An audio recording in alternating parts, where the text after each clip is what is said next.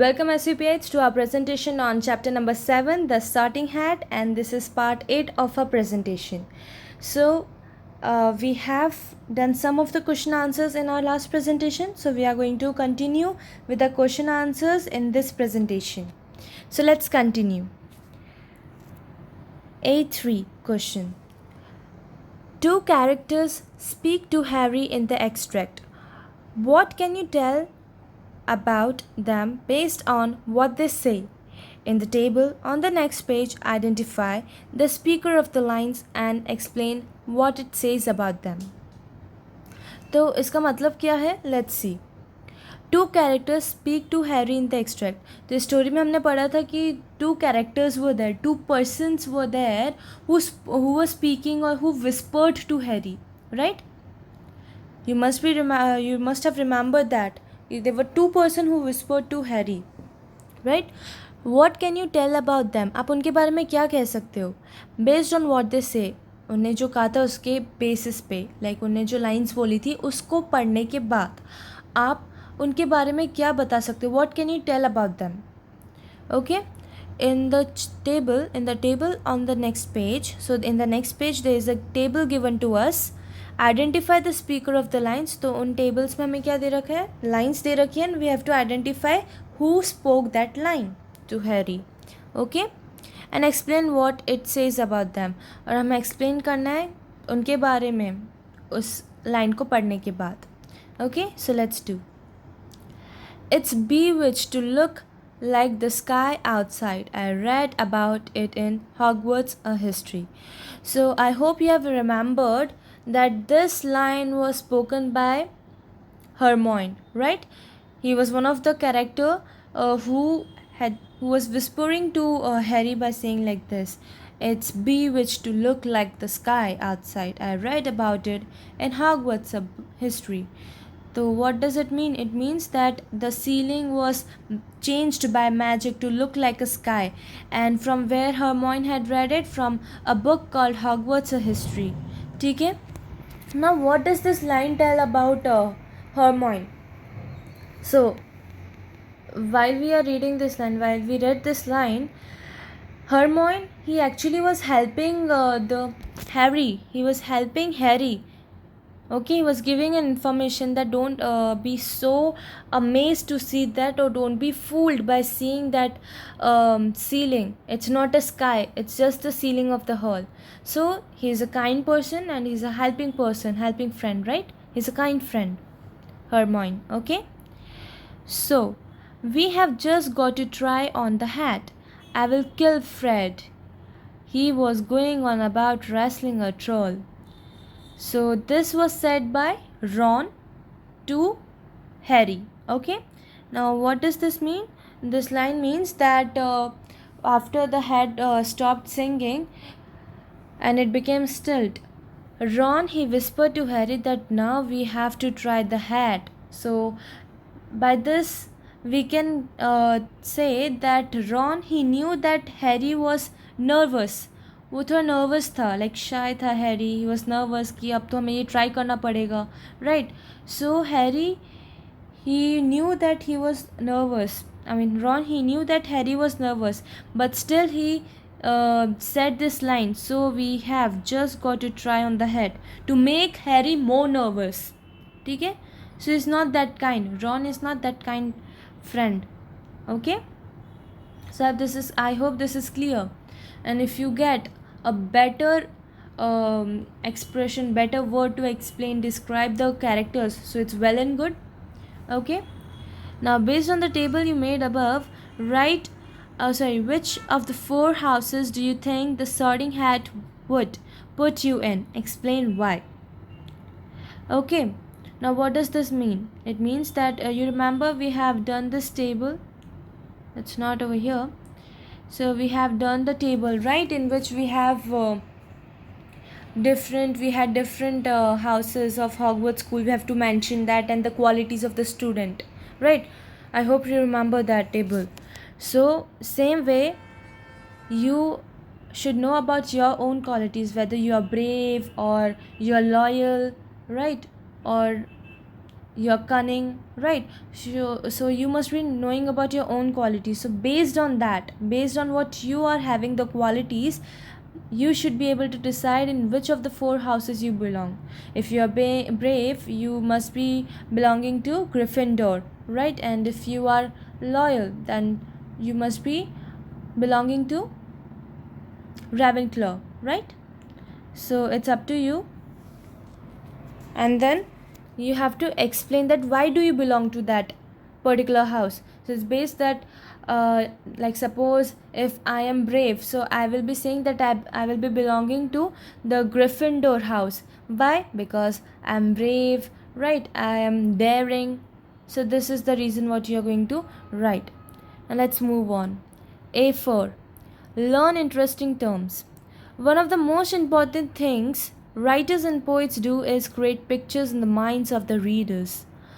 The description they use are called imaginary. Reread first paragraph of the extract and draw your expression of the picture J.K. Rowling creates of the Great Hall of Hogwarts. Now what does this mean? It means that one of the most important things writers and poets do is create pictures in the minds of their readers. इसका मतलब ये है जो सबसे ज़्यादा ज़रूरी चीज़ important चीज़ जो writers and poets करते हैं वो रीडर्स के माइंड में एक पिक्चर क्रिएट करते हैं. That is the most important thing that writers and poets do. Who are readers? The person who read the stories, right? Or the poems. They are the readers. ठीक है. So while we are reading a story or a poem, right, what happens while we are reading it, we get a picture in our mind that this is how it's going in the story, this is like how this person is coming, where he's going. So this kind of pictures they come to our mind, right? So this is the main important thing that writers and poets do. The description they use are called imaginary. So writers and poets, they use some description for some words, like in this story J.K. Rowling, she used splendid word to describe the Great Hall of Hogwarts School, right? So this was an imaginary word for her, like according to this, right? Whereas splendid, it means very beautiful, right? Now you have to reread the first paragraph of the extract and draw your expression of the picture J.K. Rowling creates of the Great Hall of Hogwarts. Now what you have to do, you have to read the first paragraph of the chapter, and after reading that paragraph, whatever picture comes to your mind, you have to draw that. Okay? Now let's move on. Create. B1. Antonyms are the words that mean the opposite of each other. For example, soft and squeezy are antonyms of the word hard. Sometimes the antonym for a word is the word itself with a prefix. For example, the antonym of do is undo. Now what does this mean? Let's see. So antonyms are the words that mean the opposite of each other. इसका मतलब है antonyms वो word होते हैं जो opposite होते हैं किसी पर्टिकुलर वर्ड के. Basically antonyms are opposites. Antonyms क्या होते हैं? एंटोनिम्स होते हैं opposites. Okay, so antonyms are opposites. Okay, now for example the word is empty. Empty word है मतलब खाली, तो इसका अपोजिट क्या होगा? एम्प्टी का अपोजिट फुल होगा, दैट इज़ भरा हुआ. एम्प्टी का अपोजिट है full, so the opposite of empty is full. और we can also say the antonym of empty is full. Okay, so similarly there is one more example. Suppose the word is soft और squeezy. ठीक है, so the antonym और the opposite of the words soft and squeezy is hard. Okay, so I hope this is clear that what are antonyms.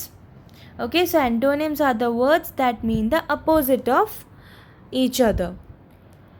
Sometimes the antonyms for a word is the word itself with a prefix. For example, the antonym of do is undo. So what is the antonym of do? It's undo. Okay, now what is prefix? Prefix क्या होता है? Now suppose over here in this example they said the word is do, right? So the word is do. Now prefix क्या होता है? कोई word होता है, जैसे डू एक वर्ड है, उसके अगर हम आगे कोई सा वर्ड लगा देंगे, ठीक है, तो उसे हम क्या बोलेंगे? प्रीफिक्स बोलेंगे. तो डू के आगे हम क्या लगाएंगे? अन लगा देंगे, राइट? अन. तो ये क्या हो गया? प्रीफिक्स हो गया. ठीक है, अन क्या हो गया? प्रीफिक्स हो गया डू का. So what is the prefix of do? Like over here undo का प्रीफिक्स, अनडू में प्रीफिक्स क्या है? अन है. Okay, so sometimes antonyms for a word is the word itself with the prefix. तो कभी कभार जो वर्ड्स होते हैं, right, suppose do is the word over here, तो उसका एंटोनिम क्या होगा? वो वर्ड खुद होगा, बिकॉज यहाँ पे डू रिपीट हो रहा है, लेकिन उसके साथ क्या आएगा? उसका प्रीफिक्स भी आएगा. जैसे डू में क्या हुआ? डू तो रिपीट हुआ है in the antonym of do, but उसके साथ क्या हुआ है? उसके साथ प्रीफिक्स भी आया है, राइट? अन आया है. So the antonym of do is undo. So I hope this is clear to you. Now find antonyms of the words in column A, add them to column B. So in the next page there are some antonyms given to you in there are some words given to you in column A, and you have to find the antonyms of those words in column B, and you have to write in that column B. So let's do it. So the first one is tall. Right, this is column A and this is column B. So these are the words and we have to write the antonyms over here. So what is the antonym of tall or the opposite of tall? It's short. S H O R T, short. Right? What is the antonym of old, or we can say what is the opposite of old? So the opposite of old is young. Y O-U-N-G, young. What is the opposite of large or the antonym of large? It's small. S-M-A-L-L, small. What is the antonym of strange or the opposite of strange? It's normal. N-O-R-M-A-L,